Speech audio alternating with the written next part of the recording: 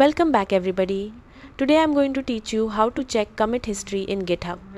This is essential when you want to track changes, see who contributed, and understand how your project has evolved over time.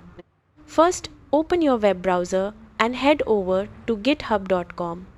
Once you're there, log in using your credentials.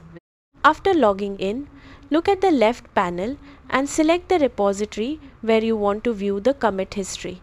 Once you're inside the repository, click on the Commits button. This will open the commit history page. Here, you'll see a chronological list of commits made to the project. Each commit shows details such as the commit message, author, date, and unique commit hash. To see exactly what changed in a particular commit, simply click on it. GitHub will show you the files that were added, modified, or deleted along with the specific changes. You can also filter the history by contributor. Click the All Users drop-down and select the option to view commits from different users. To narrow the history by date, click the All Time drop-down and choose a specific time period or custom date range. And that's how to check and filter commit history in GitHub. Thanks for watching.